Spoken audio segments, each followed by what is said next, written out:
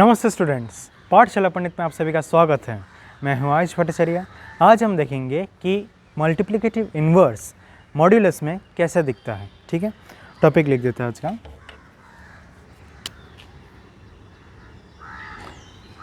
Multiplicative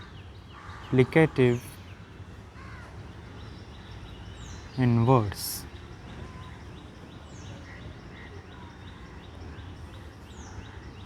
तो अब देखो, अब तक हमने मल्टीप्लिकेटिव इन्वर्स का मतलब क्या समझा है। यही समझा है ना कि 2, अगर सोचो हमने 2 लिया है और इधर हमें लास्ट में 1 चाहिए, तो ऐसा कौन सा नंबर है जो मल्टीप्लाई करके इसे 1 देगा। इसी का ही मतलब है multiplicative inverse.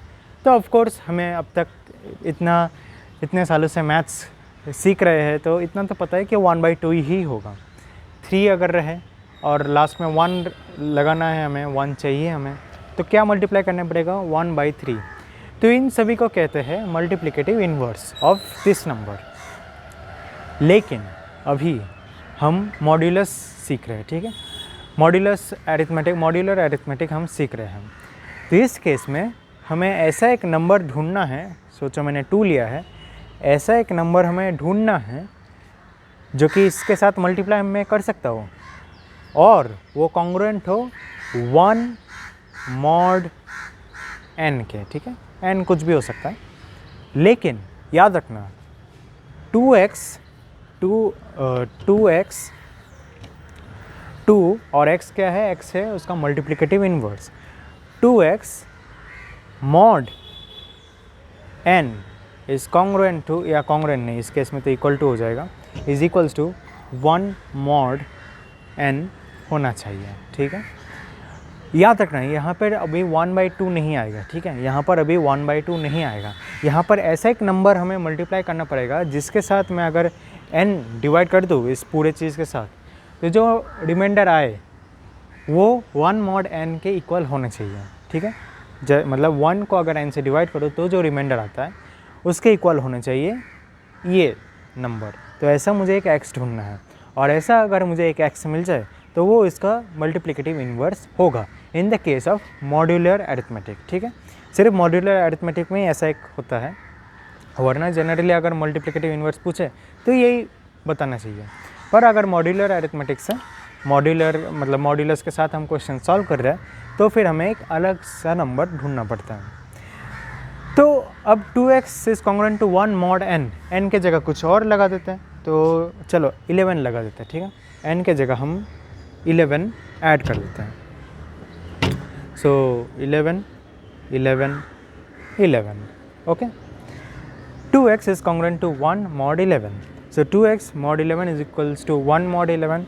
Therefore 2x mod 11 is equals to 1, correct. क्योंकि अगर 1 mod 11 है तो ऑफ कोर्स रिमाइंडर 1 ही आएगा। इतना तो अब तक हमें पता चल चुका है। So 2x mod 11 is equals to 1. Therefore 2x, ठीक है, 2x हमारा क्या है याद रखना।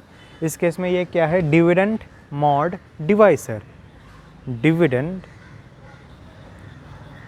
मॉड डिवाइसर, और ये है रिमाइंडर। ठीक है, ये है हमारा रिमाइंडर।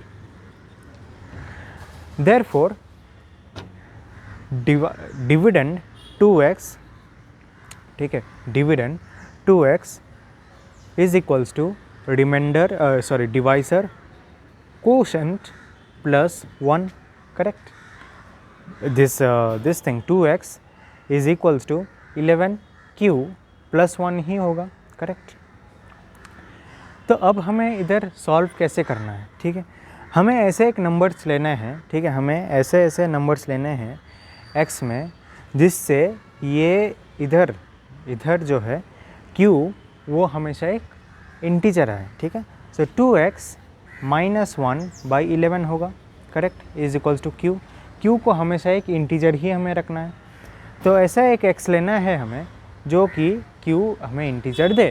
तो ऐसे x अगर मैं लूँ तो ऑफ कोर्स अगर थोड़ा सा मैं सोचूँ तो इधर 6 लेने पर ये इंटीजर बन जाएगा, क्योंकि 6 2 12 -1/11 इट इज़ 1। तो इधर मैं 6 ले सकता हूँ। ठीक है, इधर मैं 6 ले सकता हूँ। और भी अगर हमें अगर हम और भी आगे जाना चाहे तो इधर मैं अभी 2 मल्टीप्लाइड बाई, अगर मैं 17 करूँ, ठीक है, 2 multiplied by 17, so it will be 34 minus 1 by 11, ठीक है, 34 माइनस 1 बाई 11, सो 6 प्लस 11, ठीक है। याद रखना 6 हमने एक नंबर लिया, अभी हमें बस ये 11 जो है, ये मतलब जब मॉड के बाद जो नंबर है वो हमें ऐड करते जाना है। सो 6 plus 11, 6 plus 2 times 11, 6 plus 3 times 11, ऐसे करके अलग अलग नंबर्स हमें मिलते जाएंगे। सिमिलरली हम पीछे भी जा सकते हैं, चाहे तो मैं इधर दिखा देता हूँ 6 माइनस 11, 6 माइनस 2 टाइम्स 11, ऐसे करके हम पीछे भी जा सकते हैं। तो इस तरह से हमें तो पूरा एक रेंज मिल जाता है, इन्फिनाइट सोल्यूशंस है हमारे पास।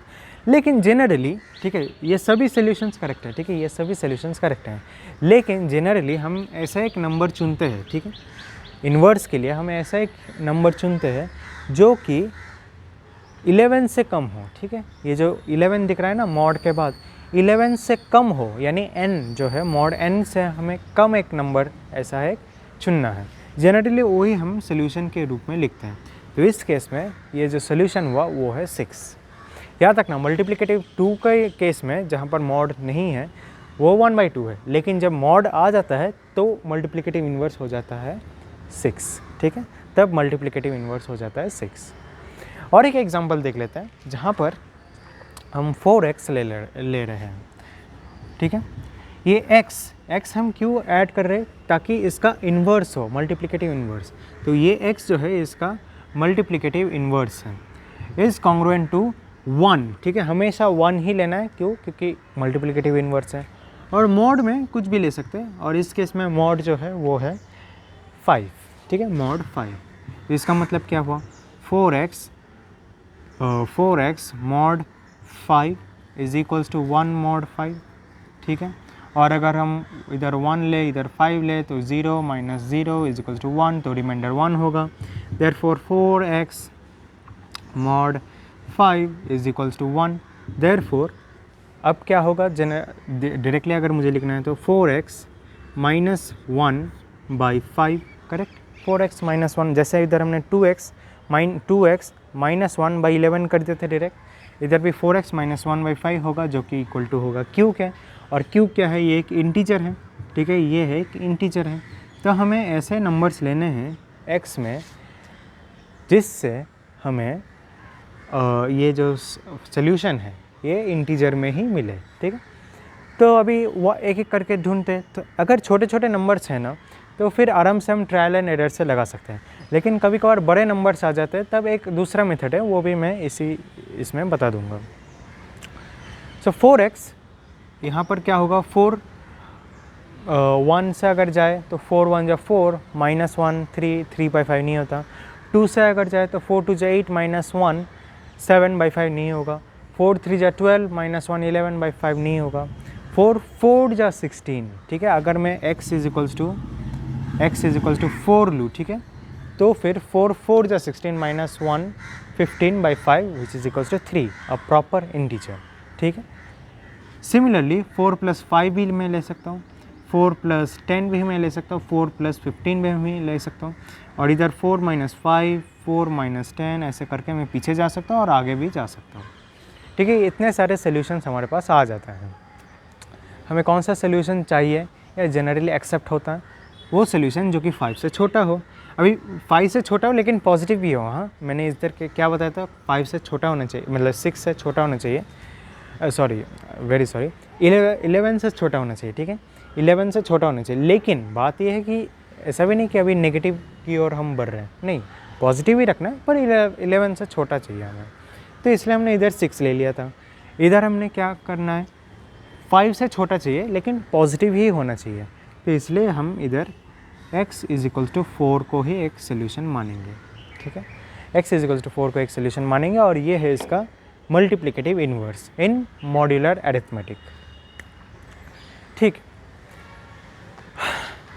ये समझ में आ गया। अब एक थर्ड केस ले लेते हैं, ठीक है, तीसरा एक एग्जांपल ले लेते हैं। ये एग्जांपल थोड़ा सा हमें परेशान करेगा, क्यों, देखते हैं।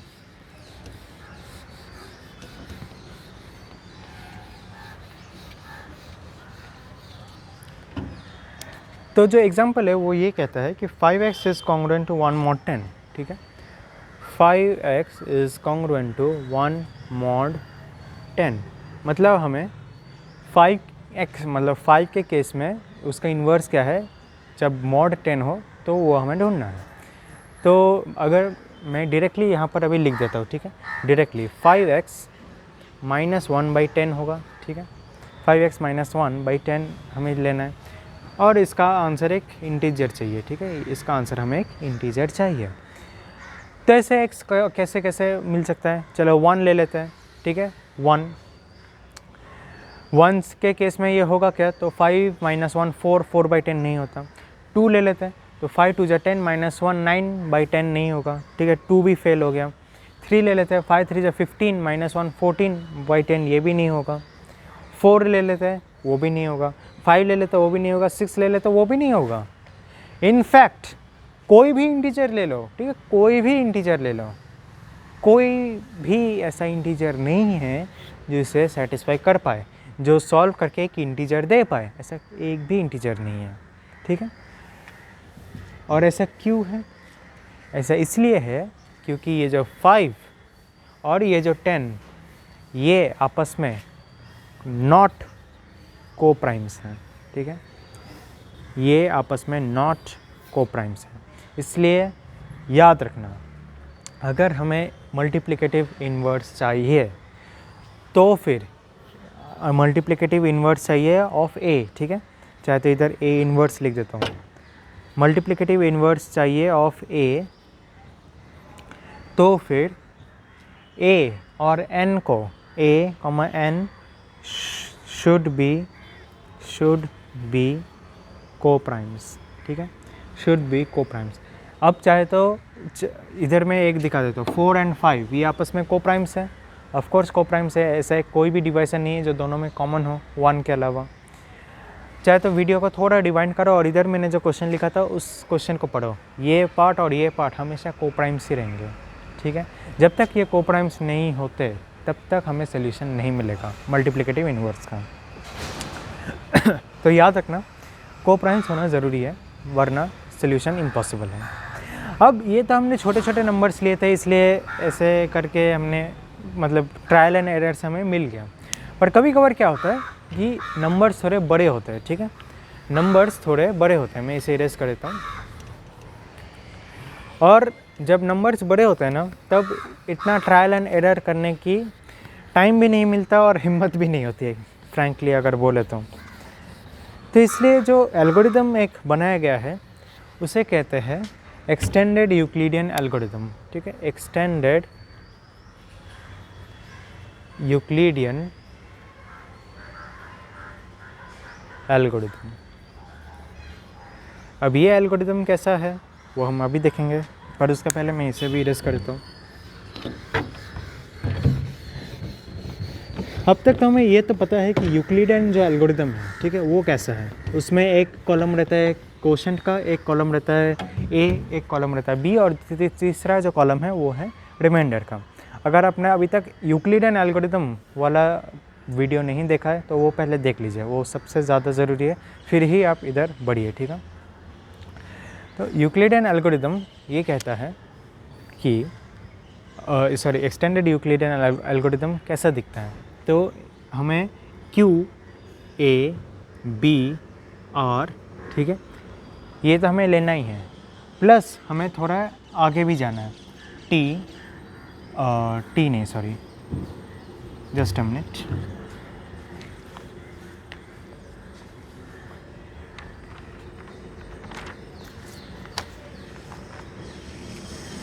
T1, T2 एंड T, ठीक है, T1, T2 एंड T, यहाँ तक हमें आगे बढ़ना है। सो नाउ T1, T2 और T क्या है वो हम अभी देखेंगे। Q, A, B, R क्या है वो तो आपको पता है। चाहे तो एक एग्जांपल अभी ले लेते हैं, GCD, नहीं sorry not GCD, multiplicative inverse हमें तो ढूंढना है। Multiplicative inverse of multiplicative inverse of 3 mod 5, ठीक है। इस तरह से अगर कोई क्वेश्चन दिया रहे कि मल्टीप्लिकेटिव इन्वर्स ऑफ 3 mod 5 ढूंढ कर बताओ, तो directly 3x congruent to 1 mod 5 ऐसे लिख देना, ठीक है। 3x is congruent to 1 mod 5 ऐसे करके लिख देना। तो अब हमें क्या करना है, 5 को इधर लेना है a में, और जो 3 है, ठीक है, जो 3 है उसे हमें b में लेना है, ठीक है। 5 को a में लेना और 3 को b में लेना है। ओके, सो इसके बाद हमें ऑफ कोर्स डिवाइड करना पड़ेगा और क्वोशंट रिमाइंडर लिखना पड़ेगा। सो अगर मैं लिखूँ तो चाहे तो मैं दिखा भी देता हूँ इधर 5 एंड 3 1 जो 3 -3 2, ठीक है। तो रिमाइंडर हमें 2 मिला, क्वोशंट में हमें 1 मिला, ठीक है, क्वोशंट में हमें 1 मिला। अब उधर उस 3 कॉलम्स में हमें क्या भरना है, उस 3 कॉलम्स में हमें t is equal to T1 minus T2 multiplied by Q ये भरना है हमें, ठीक है। और याद रखना पहले स्टेप में, ठीक है, just for the first step T1 हमें 0 लिख देना है और T2 हमें 1 लिख देना है, ठीक है, just for the first step. इसके बाद हमें कैलकुलेट करते करते आगे बढ़ना है। तो मैं एक बार चेक कर लेता हूँ बोर्ड पूरा दिख रहा है कि नहीं। ओके, पूरा दिख रहा है। सो t, अभी t का आंसर क्या होगा, T1 minus T2 multiplied by Q। So it is equal to 0 minus T2 क्या है 1 multiplied by 1 which is equals to -1, correct. It is equals to -1 हो गया ना, -1। तो इस तरह से हमें t तक आंसर मिल गया। सेकेंड स्टेप क्या है, अभी देखो। सेकेंड स्टेप ये है कि ये तो ठीक है, ये तो शिफ्ट हो गई, ये 3 हो जाएगा और ये 2 हो जाएगा, लेकिन उस साइड भी अभी शिफ्ट होगा, ये इधर आ जाएगा, ये इधर आ जाएगा। तो क्या होगा आंसर, इधर 1 होगा और इधर -1 होगा, करेक्ट। फिर से करो, तो मैं इधर अभी ये लिख देता हूँ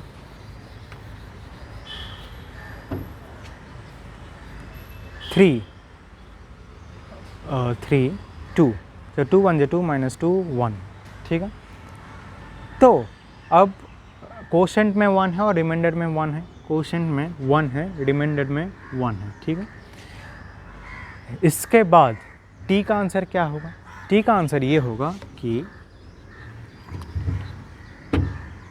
T1 क्या है, अभी 1 है, -1 और Q क्या है, वो भी 1 ही है। तो it is equals to 1 minus 1 which is equals to 2। तो ये 2 हमने इधर लिख दिया है, ठीक है, 2 हमने इधर लिख दिया है। नेक्स्ट स्टेप क्या है, इधर शिफ्ट करो, तो ये हो जाएगा 2, ये हो जाएगा 1, शिफ्ट करो -1 और ये हो जाएगा 2 -2, ठीक है। ये चाहे तो और भी अच्छे से लिख देता हूँ -1, ठीक है। फिर से करते हैं। सो फिर से अगर हम करें तो इधर आएगा 2, इधर आएगा 1, इधर 2 -2 विच इज़ इक्वल टू 0। तो क्वोशंट इधर क्या आएगा, क्वोशंट इधर आएगा 2, रिमाइंडर इधर आएगा 0। एंड फाइनली t के आंसर में क्या आएगा, t के आंसर में हमें मिलेगा, t के आंसर में हमें क्या मिलेगा, T1 which is equals to -1 -2 multiplied by Q क्या है 2। तो -1 -4 विच इज़ इक्वल्स टू -5, ठीक है, इट इज़ इक्वल्स टू -5। तो -5 इधर लिख देते हैं, करेक्ट, -5 हम इधर अभी लिख देते हैं। नेक्स्ट क्या है, नेक्स्ट फिर से शिफ्ट करो, तो ये इधर आ जाएगा, ये इधर आ जाएगा, ये 1 हो जाएगा, ये 0 हो जाएगा। नेक्स्ट इधर इसे शिफ्ट करो और इधर इसे शिफ्ट करो, तो इसका आंसर होगा 2 और इधर आ जाएगा 5, ठीक है। अब जैसे कि मैंने बताया था, जब b में 0 आ जाता है तब रुक जाना है, ठीक है, तब हमें रुक जाना है। सो इधर हमें GCD अगर ढूंढना है, ठीक है, GCD अगर हमें ढूंढना है जस्ट इन केस, तो GCD ऑफ 3 एंड 5 तो ठीक है, मतलब मिल गया 1, ठीक है, इधर हमें 1 मिल चुका है। लेकिन हमें GCD नहीं चाहिए, हमें चाहिए मल्टीप्लिकेटिव इन्वर्स। तो मल्टीप्लिकेटिव इन्वर्स के लिए याद रखना T1 में जब b में 0 आ जाए तब a में जो वैल्यू है वो होता है GCD ऑफ 3 एंड 5, ठीक है, of this number and this number का GCD होता है 1 जब b में 0 आ जाए। और मल्टीप्लिकेटिव इन्वर्स अगर ढूंढना है, मल्टीप्लिकेटिव इन्वर्स अगर हमें ढूंढना है, जैसे कि इधर x है तो उसका आंसर होगा T1, ठीक है, उसका आंसर होगा T1, ठीक है। T1 में जो वैल्यू आता है जब v में 0 आ जाए तो वो होता है इसका मल्टीप्लिकेटिव इन्वर्स, ठीक है। अब ठीक है, हमें पता चल गया ना multiplicative inverse of this is 2। तो चाहे तो एक बार हम चेक कर लेते हैं, ठीक है, चाहे तो अब हम इधर एक बार चेक कर लेते हैं। जो हम सिंपल मेथड से कर रहे थे पहले, ट्रायल एंड एरर से, वो हम कर लेते हैं। So 3x is congruent to 1 mod 5। मैं अभी डायरेक्ट लिख देता हूँ 3x माइनस 1, ठीक है, 3x माइनस 1/5। चाहे तो थोड़ा वीडियो पॉज कर लो और देखो मैंने डायरेक्टली ऐसे कैसे लिख दिया, ठीक है। आप भी थोड़ा प्रैक्टिस के साथ ये इस तरह से लिख पाएंगे। इज इक्वल्स टू एक इंटीजर चाहिए, ठीक है, एक हमें इंटीजर चाहिए। तो इंटीजर हम कैसे लाए? ट्रायल एंड एरर से। सो 3 1 जा 3, सो 3 माइनस 1 इज इक्वल्स टू 2, 2/5 एक इंटीजर नहीं है। 2 ले लेते हैं जो उधर लिखा है, 3 2 जा 6 माइनस 1 5, 5/5 इज़ एन इंटीजर। तो x इज इक्वल्स टू 2, तो एक आंसर है। अभी और भी आगे हम बढ़ सकते हैं, जैसे कि 7, ठीक है, 7 है, फिर और भी आगे चाहे तो बढ़ सकते हैं तो 12 आ जाएगा। इस तरह से आगे बढ़ सकते हैं और पीछे भी जा सकते हैं, जैसे कि 2 minus 5 which is equals to -3। Then और भी अगर पीछे जाए तो -8, ठीक है, -8, ऐसे करके पीछे भी जा सकते हैं। लेकिन मैंने क्या कहा, हमें ऐसा एक नंबर चाहिए जो कि 0 और इसके मतलब एक पॉजिटिव ऐसा एक नंबर चाहिए जो मॉड के बाद जो नंबर है, सोचो ये 5 है, 5 से कम हो, तो इधर एक ही नंबर हमें मिलता है 2। तो सिमिलरली हमें इधर आंसर मिल गया 2, ठीक है। तो इस तरह से हम मल्टीप्लिकेटिव इन्वर्स को एक्सटेंडेड यूक्लिडियन एल्गोरिथम के सहारे ढूंढ सकते हैं। अब ये तो मैंने इधर भी एक छोटा एग्जांपल दिया ताकि आपको क्लियरली समझ आए कि चल क्या रहा है, लेकिन ये बहुत बड़े बड़े जब नंबर्स आते हैं तब भी यही एल्गोरिथम काम आता है, ठीक है, यही एल्गोरिथम हमें काम आएगा। तो एक काम करते हैं, मैं आपको एक होमवर्क दे देता हूँ, ठीक है, उस होमवर्क को आप कीजिए, कमेंट सेक्शन में पोस्ट कीजिए उसका मल्टीप्लिकेटिव इन्वर्स क्या है, और फिर अगर आपका आंसर करेक्ट रहा तो मैं उसे पिन कर दूंगा, ठीक है। तो जस्ट अ मिनट,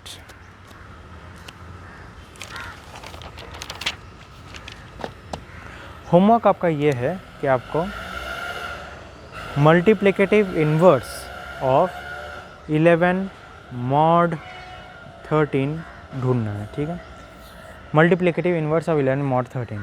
और 11 mod 13 का मतलब क्या हुआ, 11x is congruent to 1 mod 13। तो उसका आंसर आप ढूंढिए, कमेंट सेक्शन में पोस्ट कर दीजिए, और मैं ज़रूर अगर करेक्ट रहा तो फिर मैं उसे पिन कर दूँगा, ठीक है। तो चलिए फिर आज के लिए इतना ही। अगर वीडियो अच्छा लगे तो प्लीज़ लाइक कीजिए, शेयर कीजिए अपने फ्रेंड्स के साथ, और ज़रूर हमारे चैनल को सब्सक्राइब कीजिए। तो आज के लिए थैंक यू वेरी मच।